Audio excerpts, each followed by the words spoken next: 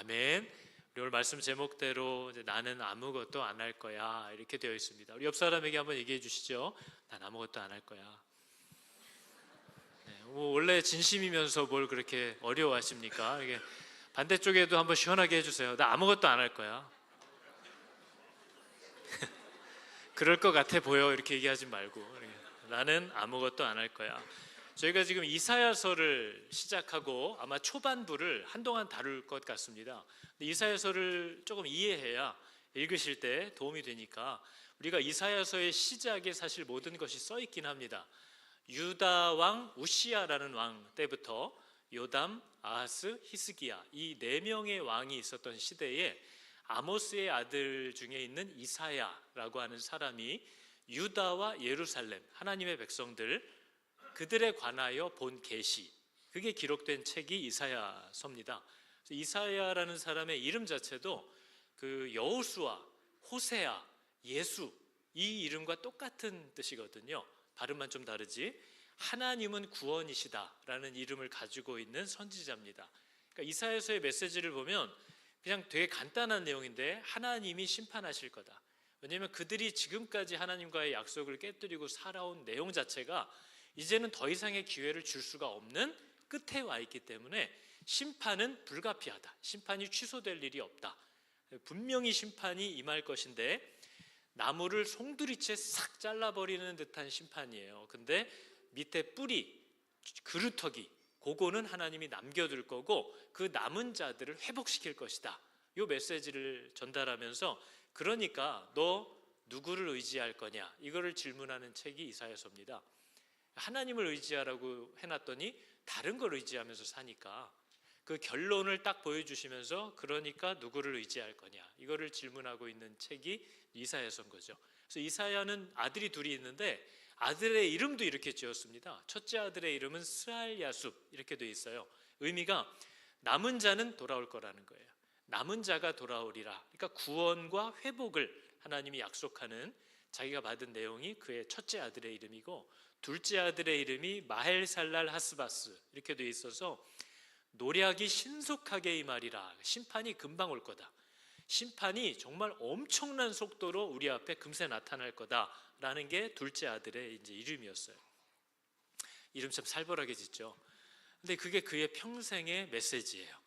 그래서 이사야서는 크게 1장부터 마지막 66장까지 굉장히 광범위한 내용인데 한 3개 정도로 나누어서 우리가 이해를 하면 첫 번째 우리가 이번에 다루게 될 1장부터 더 멀리 나가서 39장까지는 이제 우시야 왕이라고 하는 유다의 왕이 죽은 때부터 이제 이사야의 사역이 시작된 거거든요. 그래서 그때부터 뒤에 따라오는 3명의 왕 요담, 아하스, 히스기야 왕까지 40년 정도의 내용을 다루는 게 그 앞에 부분입니다.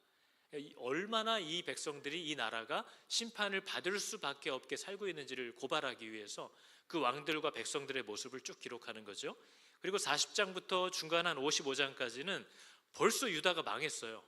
심판이 올 거야 했는데 이미 유다는 멸망했고 나머지 사람들도 바벨론의 포로로 다 잡혀가 있는 상태가 그 가운데 내용입니다.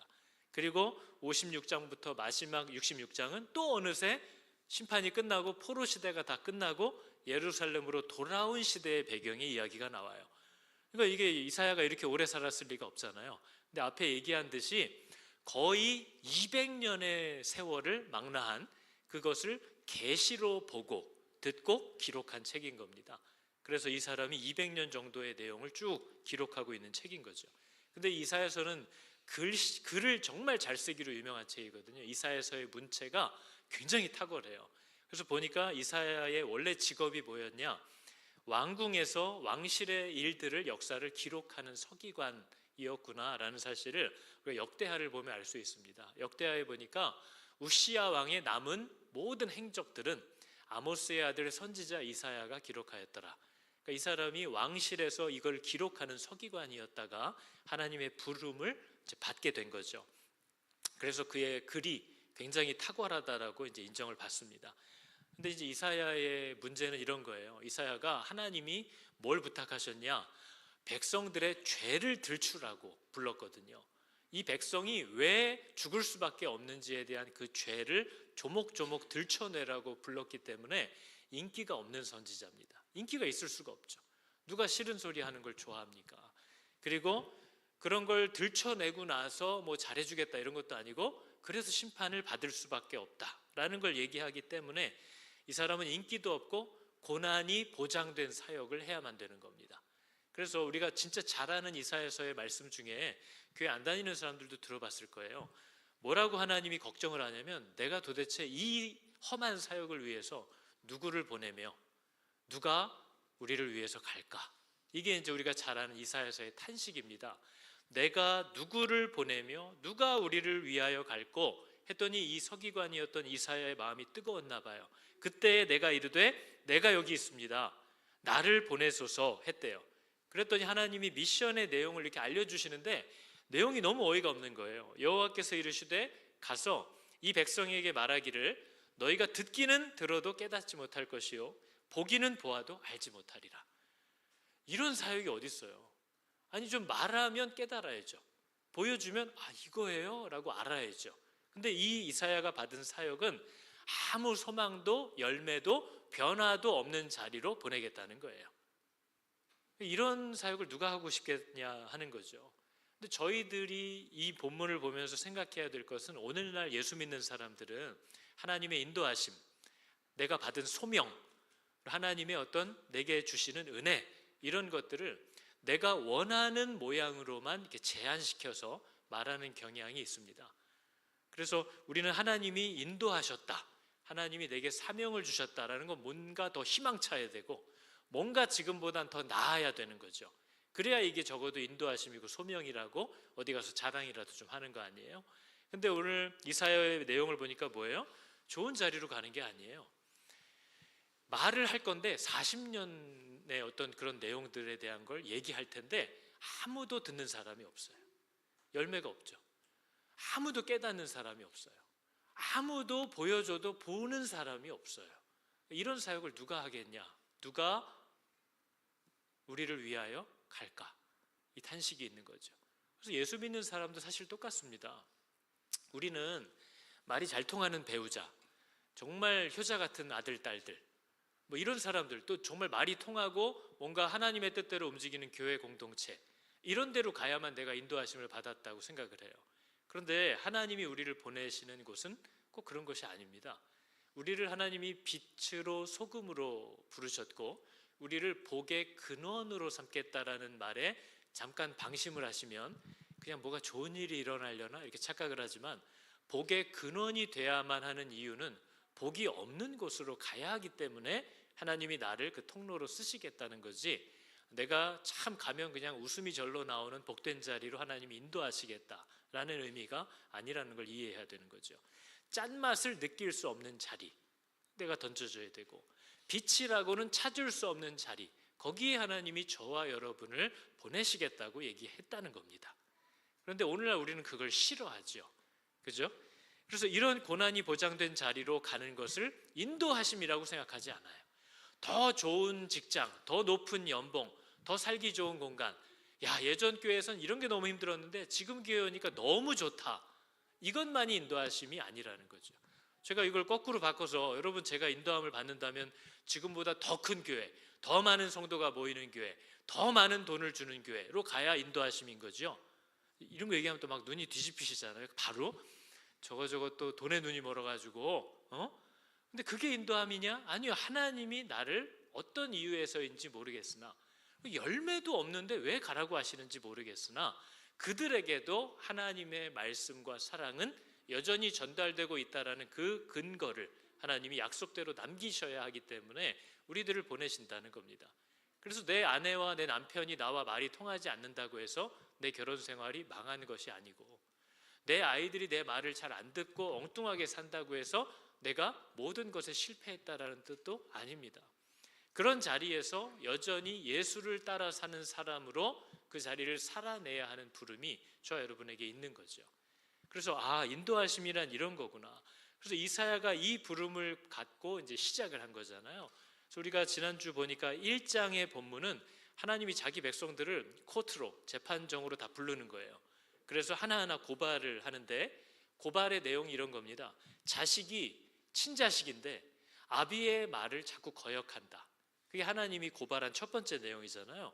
그래서 두 번째가 소나 나귀 같은 짐승도 주인이 밥을 주면 그 고마워가지고 내 주인이 누군지를 알아보는데 내 백성은 뭘 받는 줄도 모르고 줘도 받은 줄을 모르고 오히려 불만과 원망만 하고 산다. 이게 하나님이 법정에서 고발하는 내용이에요. 아무리 은혜와 사랑을 줘도 깨닫지를 못한다. 그게 오늘날 우리들의 죄라고 얘기하는 거죠. 근데 그들이 어떻게 거역을 하느냐? 이렇게 막 대놓고 거역은 안 하는 거예요. 저희들처럼. 저희들도 어떻게 거역해요? 해야 될 건 그냥 겨우겨우 해요. 이스라엘 백성들도 뭐 제사는 다 드리고 향도 피우고 제물도 가져오고 절기마다 모이고 이런 건 다 해요.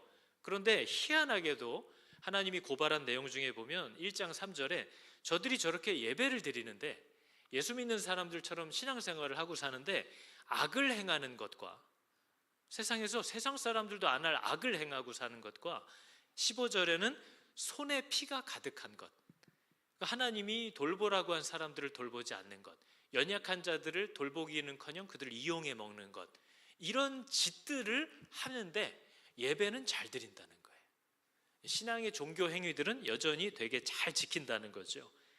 그래서 이 사람들은 하나님이 부탁하신 말씀에 순종하는 것, 소외되고 약한 사람들, 하나님을 모르는 사람들, 하나님을 오해하고 있는 사람들, 어려움을 만난 사람들, 이들을 아버지의 마음으로, 하나님의 마음으로 돌보면서 그들을 먹이고 그들을 기다려주고 그들을 살피고 하는 이런 부모의 역할을, 목자의 역할을 하라고 우리를 불렀는데 그건 하나도 안 하고 오히려 그런 연약한 사람들을 이용해 먹으면서 자기의 배를 불리고 자기는 그냥 주일날 와서 제물을 좀 바치고 제사 드리고 향 피우고 기도하면 하나님이 복을 주실 거야, 이렇게 살아가는 사람들의 그 행위에 하나님이 지쳤다고 얘기하는 겁니다. 그게 오늘날 우리의 모습이 왜 아니라고 할 수가 있겠냐는 거죠.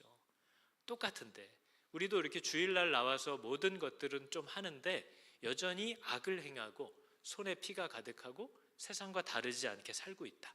그래서 저는 어떻게 보면 예배라는 거는 이 자리에서가 아니라 여러분이 이 자리로 오는 중에 이미 다 이루어지는 겁니다.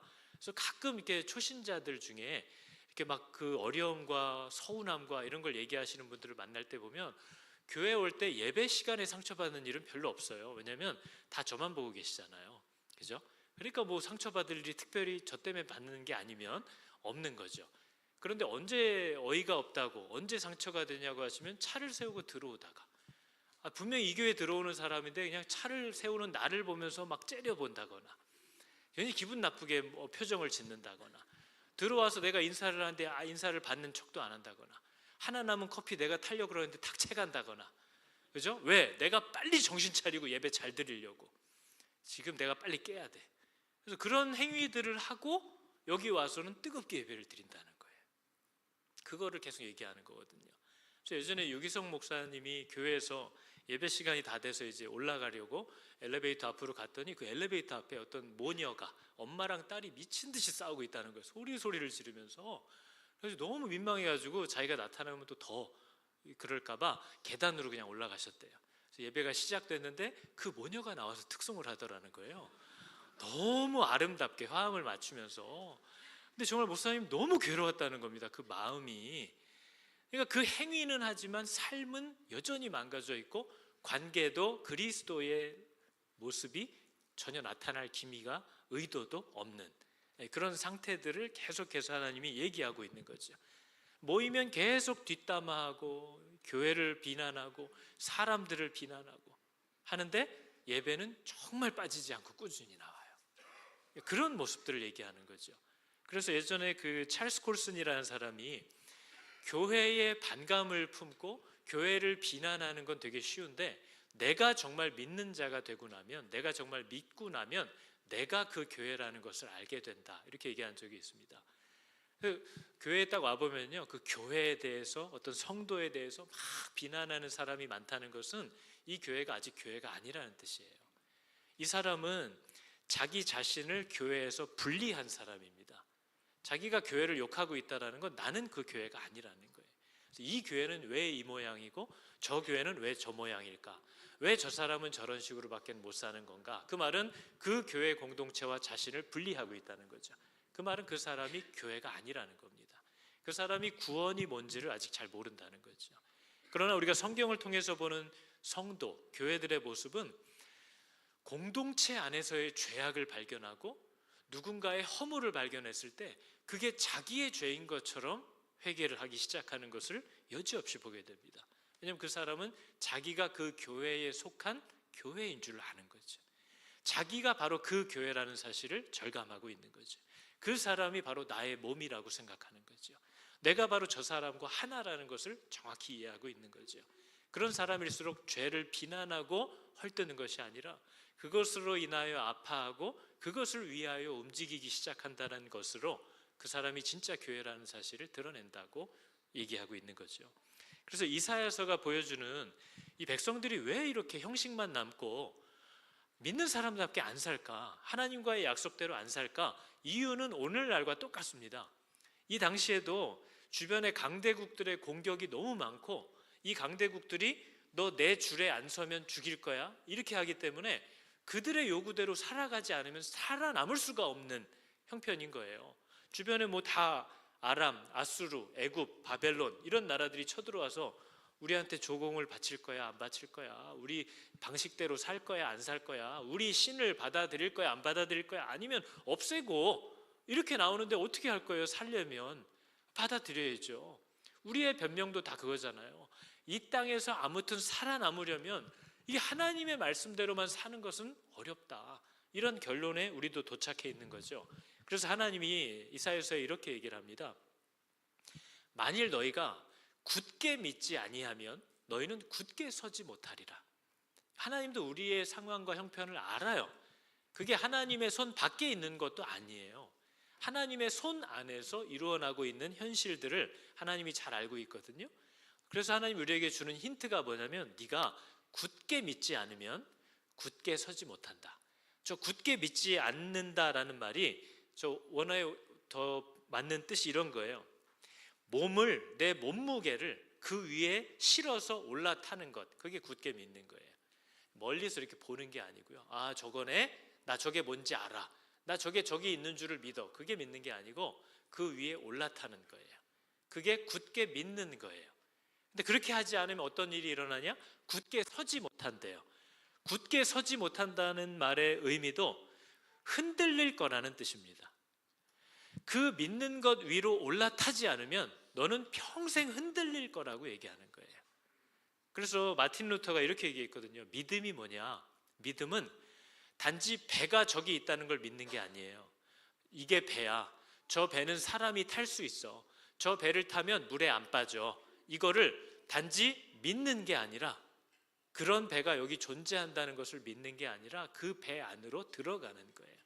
그 배 안에 타서 그 배를 의지해서 바다를 항해하는 거예요. 그게 믿음이라고 얘기하는 거죠. 우리가 운동한다는 게 어떤 의미입니까? 운동. 이게 밥 잘 드시고 소파에 비스듬히 누워가지고 유튜브로 슬로우 조깅 이거 보고 있으면 이게 운동이에요? 10분 만에 하는 전신 운동 이런 거 보는 게 우리의 운동이에요? 아니죠. 신발을 신고 밖으로 나가서 몸을 움직이기 시작해야 우리가 운동이라고 얘기를 하는 거죠. 그런데 우리들의 대부분은 하나님에 대해서 이렇게 늘 배워요. 하나님이 이걸 좋아하고 이걸 싫어하고 왜 이걸 명하셨고 하는 것들을 깨달아요. 그거를 우리는 믿음이라고 하지 않아요. 믿음은 뭐냐면 그 알게 된 하나님의 말씀과 뜻을 따라서 내 삶을 사용하기 시작하는 거고, 일을 결정하기 시작하는 거고, 그러한 말들을 하기 시작하는 거고, 그런 방향으로 살기 시작하는 것을 믿는구나 라고 얘기하는 거예요. 그러나 그러한 것들을 늘 배우기만 하지, 이번에도 양육하면 또 신청을 엄청나게 합니다. 또 그리고 맨날 들어요. 그러나 그렇게 살려고 하지는 않아요. 그리고 살라고 하면 에이 그게 말이 쉽죠 이렇게 얘기해요. 그럼 배우지나 말던가. 말이 쉽죠. 아이고 요새 누가 어떻게 그러고 다 살아요 하고 자기가 성경을 정면으로 반박합니다. 해보지도 않고. 근데 하나님이 그걸 왜 명하셨는가 하는 거에 대한 답은 우리에게 있어야 되는 거죠. 하나님이 우리에게 믿는다라는 건 네가 믿는 그 삶의 방식으로 살기 시작하라는 거예요. 그럴 때 우리는 이 사람이 이걸 정말 믿는구나 라는 걸 알 수 있게 되는 거죠. 근데 말로는 계속 왼쪽으로 가야 된대요. 왼쪽이 맞대요. 근데 이 사람 가는 걸 보면 계속 오른쪽으로 가요. 그럼 그 사람이 말하는 게 믿는 게 아니고 몸이 가는 게 믿는 거예요. 그걸 통해서 우리가 이 사람이 믿느냐 안 믿느냐, 나는 믿는 걸까 안 믿는 걸까, 이걸 알 수 있는 거죠. 그래서 이사야의 질문은 이런 거예요. 하나님이 이렇게 정하셨고 이렇게 가지 않을 때에 이런 결과를 만나게 하실 거라는 것을 이미 정하셨고, 이게 굉장히 빠르게 도착할 텐데 하나님 편으로 돌아오겠냐 안 돌아오겠냐, 이거를 지금 묻는 책입니다. 택하라고. 그것을 빨리 택해라. 그래서 이사야는 세상에서 살아남으려고 지쳐있는 사람들, 저희 같은 사람들이잖아요. 이 세상에서 어떻게든 먹고 살아야 되고 어떻게든 자리를 잡고 살기 위해서 얼마나 지칩니까, 우리의 인생이. 특히나 그냥 살아도 피곤한 인생인데 하나님의 말씀대로 살려고 하면 더 고단한, 정말 순교할 만한 인생이 될 수도 있는 거죠. 근데 그러한 사람들에게 너희는 인생을 의지하지 말라, 이렇게 얘기를 하시면서 네 앞에 있는 힘, 너를 짓누르고 지배할 수 있고 네 삶을 이렇게 좌지우지할 수 있을 것 같은 어떤 파워들 앞에서 그것을 두려워하거나 그것을 따라다니지 마라. 왜냐하면 하나님이 이 모든 것들을 사용해서 나를 다루시고 나를 기르시고 나를 연단하시고 때론 나를 시험하시는 도구들일 뿐이지 그것들이 나를 어떻게 하지 못한다라는 걸 말씀해 주셨어요. 근데 우리의 문제는 믿어지지 않는 거죠. 그죠? 아수르도 아람도 애굽도 바벨론도 나를 어떻게 할 수 있는 게 아니라 하나님은 그것들을 다 사용하셔서 우리를 기르고 계시는 좋은 아버지시라, 마치 그것들 때문에 내가 어떻게 될 것처럼, 어떻게 잘못될 것처럼, 다른 사람들처럼 평범하게 못 살 것처럼, 혹은 나에게 큰 해가 될 것처럼 두려워해서 그걸 의지하고 쫓아가지 말고 그건 다 하나님의 손에 들린 도구라는 걸 기억하고 하나님이 내게 주신 방향과 말씀대로 살아가라고 이사야서가 우리에게 얘기하고 있는 거죠. 그래서 이사야 2장은 인생을 의지하지 말고 인생을 두려워하지도 말고 인생을 따라 살지도 말라는, 그들이 너희들의 하나님이 되게 하지 말라는 얘기를 하신 후에 오늘 우리가 읽은 3장이 뭐예요? 이 선포한 내용이 구체적으로 지금 어떻게 실행될 것인지를 하나님이 정확하게 얘기를 해주는 겁니다.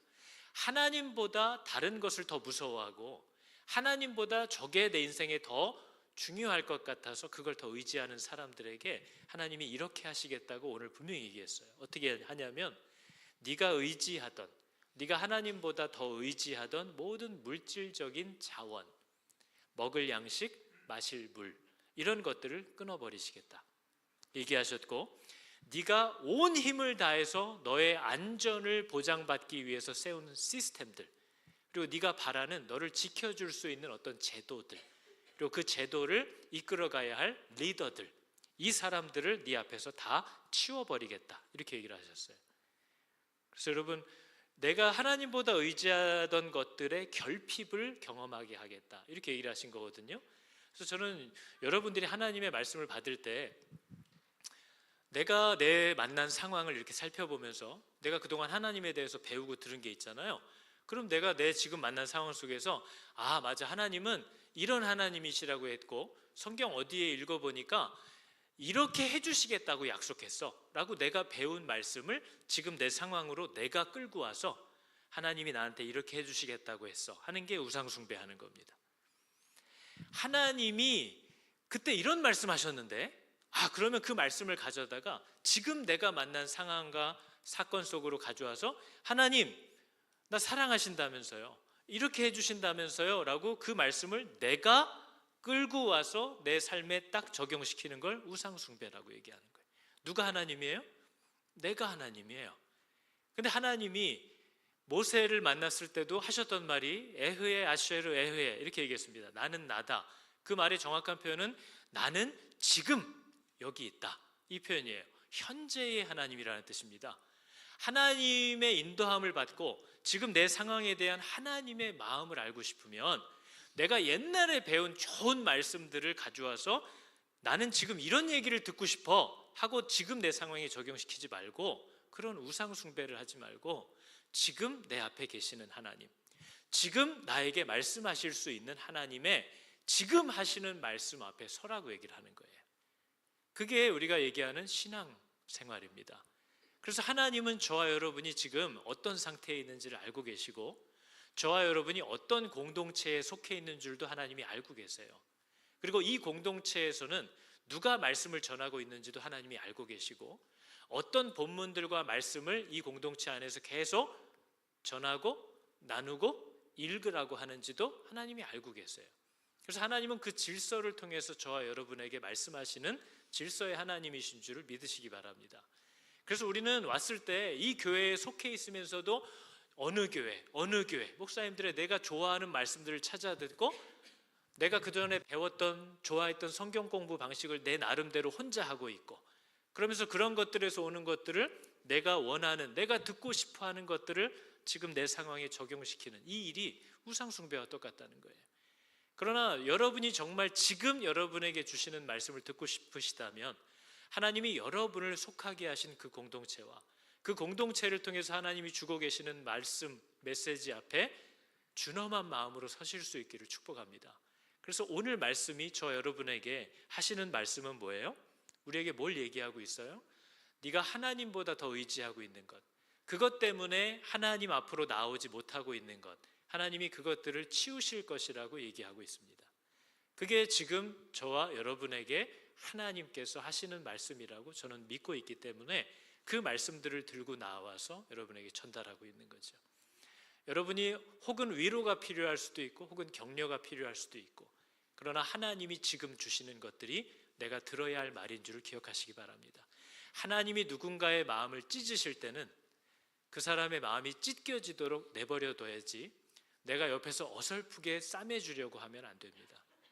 하나님이 누군가의 마음을 회복시키려고 하고 있다면 하나님은 그런 어설픈 하나님 아니야, 하나님은 공의의 하나님이야 하고 내가 그 사람을 정죄하려고 해도 안 됩니다. 하나님이 지금 내게 하시는 말씀을 들어야 하는 거죠. 근데 오늘 보니까 내가 하나님보다 더 의지하는 것들을 하나님이 치우시겠다고 했는데, 그것은 물리적인 것뿐만이 아니라 오늘 뒤편에 보니까 더 심각한 건 이런 겁니다.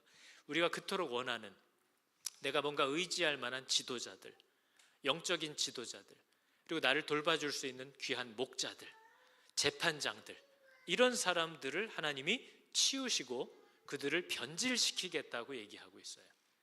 그래서 내가 그 누구도 의지할 수 없고 누구도 믿을 수 없고 누구에게도 기댈 수 없는 광야, 그런 광야 같은 날들을 만나게 하시겠다고 했는데 오늘날도 이미 시작됐다는 사실을 우리는 알아야 됩니다. 그래서 오늘 말씀이 뭐라고 얘기합니까? 여호와께서 유다가 의뢰하며 의지하는 것을 제하여 버리시되, 뭘 제하여 버리시나 봤더니요, 그들을 지켜줄 수 있는 용사와 전사, 그리고 그들의 억울함을 풀어줄 재판관, 선지자, 하나님의 뜻을 전달할 복술자, 장로, 50부장, 귀인과 모사와 정교한 장인과 능란한 요술자들. 신기하죠? 저기 뭐 이상하게 껴있죠? 그죠? 저기 원래 하나님이 미워하시는 복술자와 요술자가 저기 왜 들어가 있나 보니까 이스라엘이라고 하는, 유다라고 하는 하나님의 백성들의 제도 안에 하나님이 명하시지도 않은 것들이 들어가 있어요. 그들을 이끄는 지도자들 안에. 오늘날 세상 기업들에도 뭐가 있어요? 신입사원 면접 볼 때 그 사람의 경력과 실력만 보는 게 아니라 관상 보는 사람이 옆에 딱 앉아서 그 사람이 이 회사에 유익한지 아닌지를 쳐다보고 있어요. 근데 하나님의 백성들 안에도 그게 들어와 있다는 거예요. 그래서 하나님이 그들이 의지하던, 하나님이 원래 줬던 정통의 리더들이던, 그들이 끼워 넣었던 비정통의 리더들이던, 아무튼 그들이 기대려고 했던 모든 리더십들을 다 치워버리겠다고 얘기하고 있는 것을 우리가 보는 거죠. 그러면서 이 심판이 어떤 식으로 진행되는가를 보니까 이렇게 얘기를 하시는 겁니다. 그가 또 소년들을 그들의 높은 직위에 있는, 관직에 있는 사람으로 삼으시고 아이들이 그들을 다스리게 하시겠다. 이 말은 사리 분별을 못하는 사람들이 리더의 자리에 앉게 하겠다라는 뜻입니다. 이게 오늘날 교회에 이미 이루어지고 있는 일입니다. 이 직분이 뭘 하는지도 모르는 사람들이 직분을 받고 그 위에서 다른 사람들을 가르치고 이끄는 자들이 되고 있는 현실을 보는 거죠. 그러면서 어디까지 처참하게 가느냐? 옆에 있는 형제를 붙잡고 말하기를, 너 겉옷이 있네, 나보다 형편이 좀 낫네, 그러니까 네가 우리의 통치자가 되어서 이 폐허를 네 손 아래에 두라, 이 얘기는 네가 좀 책임지고 이 고통스럽고 다 망한 것 같은 책임을 네가 좀 다 지고 어떻게 좀 해봐라, 이렇게 얘기를 하는 거예요. 그랬더니 그 사람이 그 말을 듣고 깜짝 놀라서 소리를 높여 소리를 지르며 뭐라고 얘기해요? 나는 고치는 자가 되지 아니하겠노라. 이 고친다라는 말은 싸맨다라는 뜻입니다. 돌보고 살핀다라는 뜻이에요. 이게 모든 성도들이 오늘날 해야 되는 일입니다. 그런데 나는 그런 번잡한 거 안 한다는 거예요. 나는 고치는 자가 되지 않겠노라. 왜? 먹고 살기 힘드니까. 나도 우리 집에는 양식도 없고 의복도 없으니 너희가 나를 백성의 통치자로 삼지 말라 하리라. 이게 현실이라는 거예요. 이게 우리 교회의 현실이 왜 아닙니까? 누군가가 다른 사람들을 돌보고 정말 그들의 아직 이해하지 못하는 무지함들을 견뎌주고 일하고도 욕을 먹는데도 그들을 품고 그들을 말씀으로 섬기고 그들을 사랑으로 살피고 하는 이 목자의 일조차도 찾기 힘든, 목자로 자기를 드리는 것조차도, 목사님 오늘 말씀 제목 뭐라고요? 전 이 교회에 올 때 결심한 게 있어요. 서원한 게 있어요. 아무 일도 안 할 거예요. 저는 너무 지쳐가지고 이젠 이런 거, 나는 고치는 일은 안 할 거야. 나는 고치는 자가 되지 아니하리라. 나는 그냥 쉬고 싶어요. 난 그냥 편히 있고 싶어요. 이게 교회의 본질이 되어버렸어요. 근데 교회는 뭐예요? 교회는 복의 근원이에요. 영혼을 돌보는 자들이 돼야 돼요. 영혼을 향하여 나아가는 자들이 돼야 돼요. 일하고도 욕먹는 것을 영광스러워하는 자들이 돼야 돼요. 그런데 그 일을 아무도 안 하겠다고 난리를 치기 시작했다는 거죠.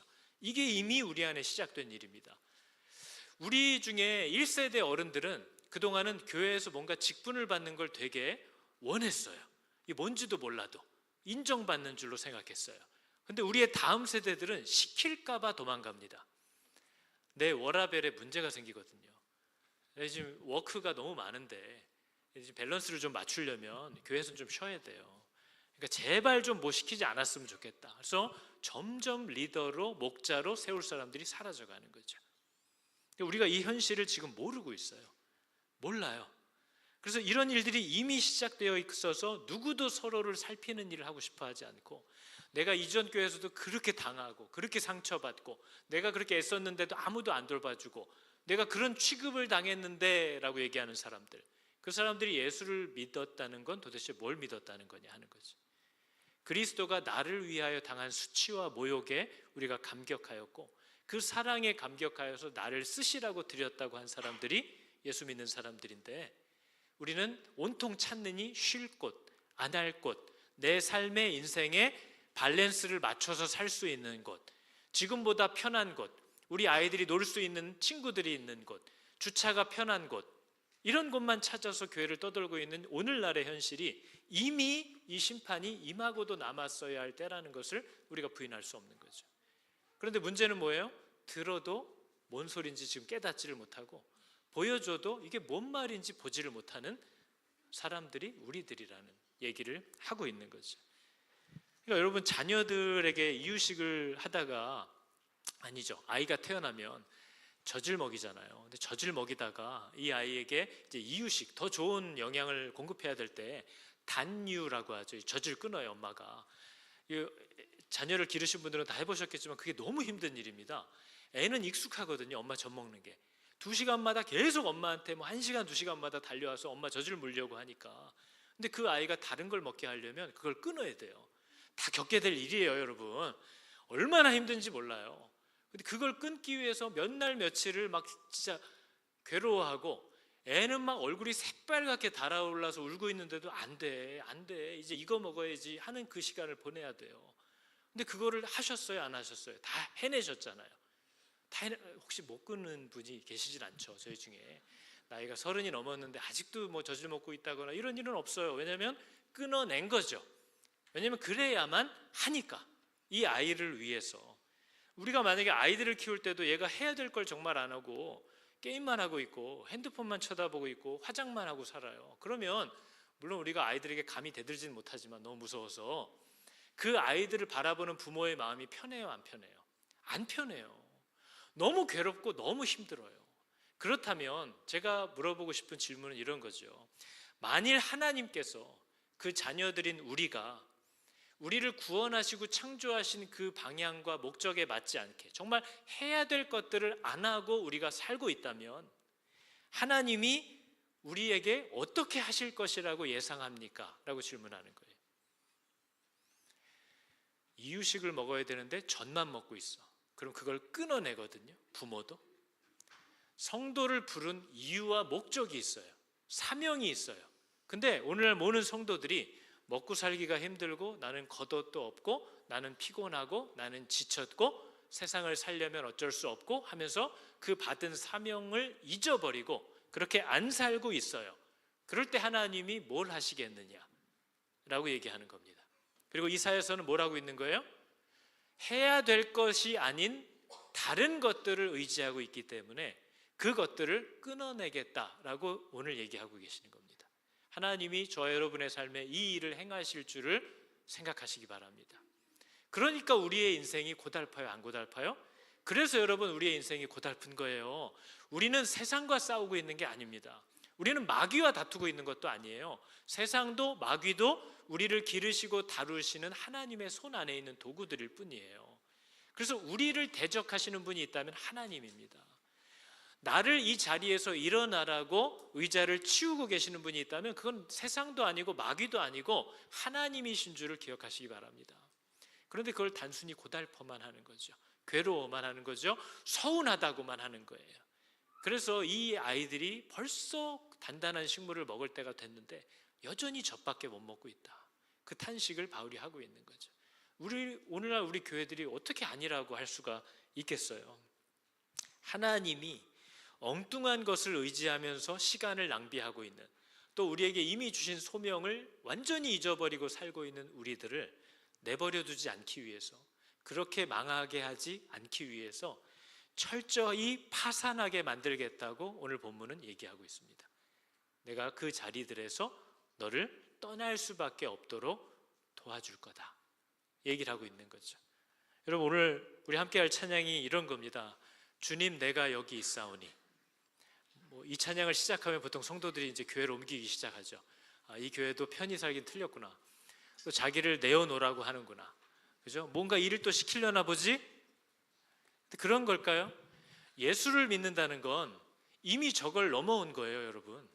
저거는 지금 안수집사 뽑는 게 아니고요. 저건 지금 장로 뽑을 때 저걸 해야 된다는 게 아니고요.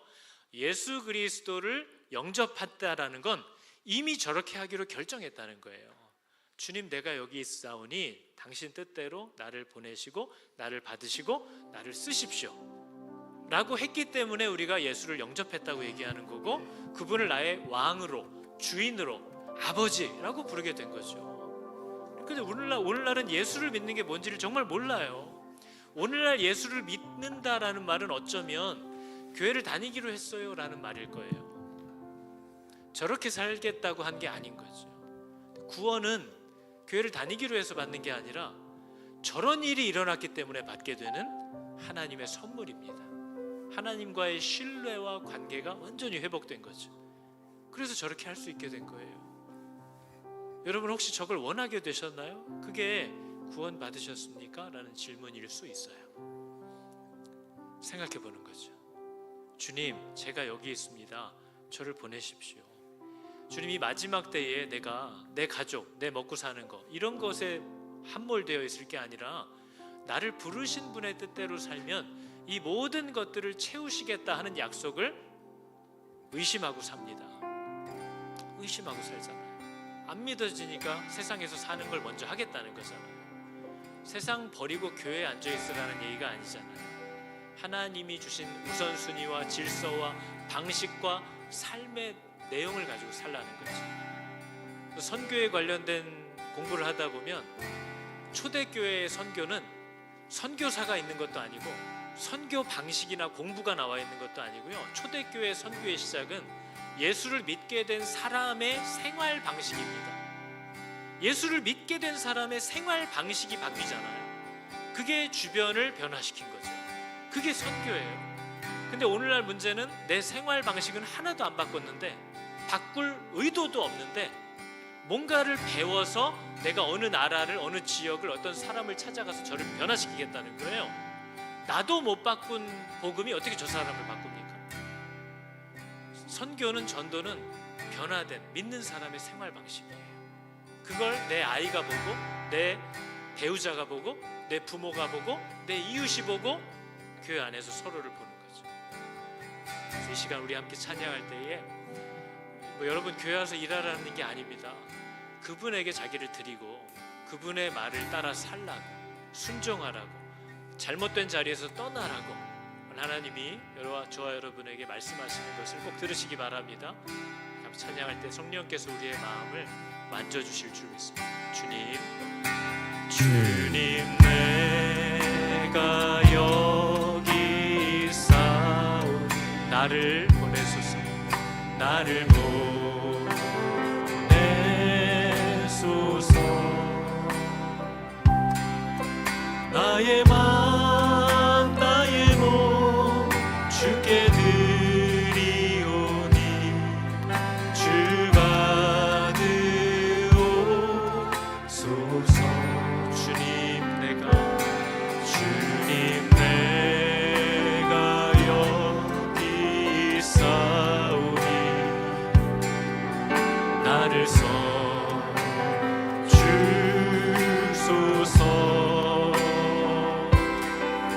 가진 것 모두 다 주께 드리오니 주 받으옵소. 하나님을 찬양할지어다. 할렐루야.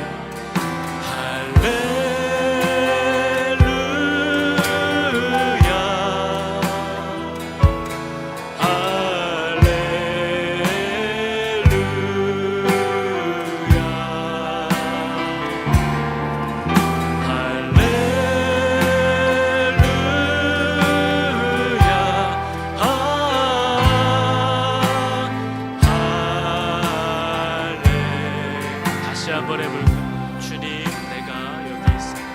주님 내가 여기 있사오니 나를 보내소서. 나의 맘 나의 몸 주께 드리오니 주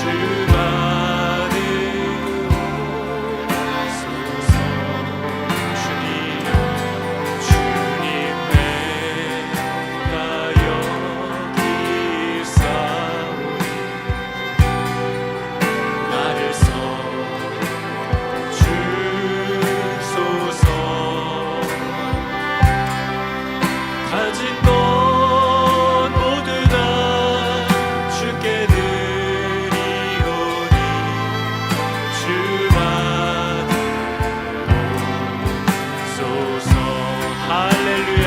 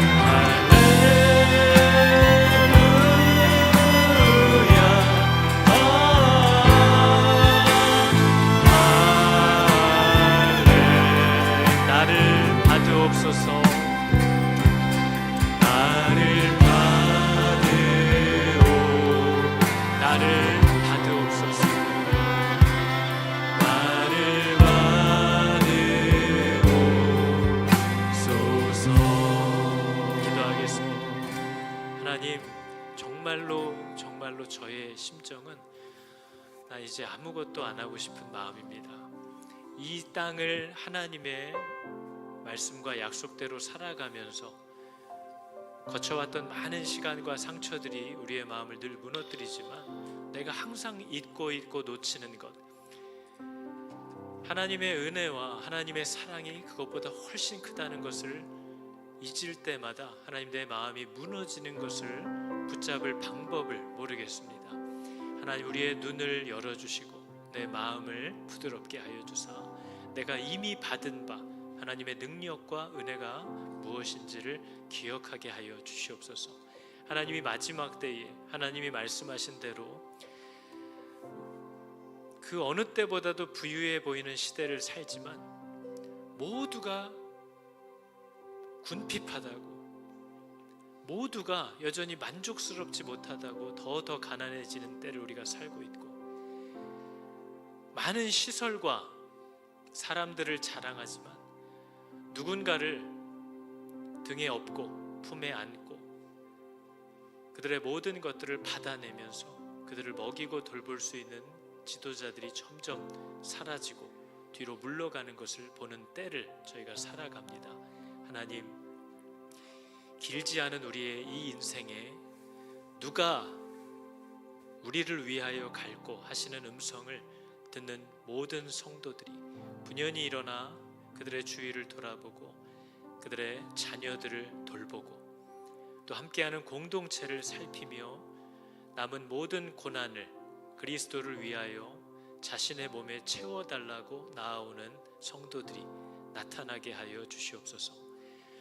여호와는 내게 복을 주시고 너를 지키시기를 원하며 여호와는 그의 얼굴을 내게 비추사 은혜 베푸시기를 원하며 여호와는 그 얼굴을 너희에게로 향하여 드사 평강 주시기를 원하노라.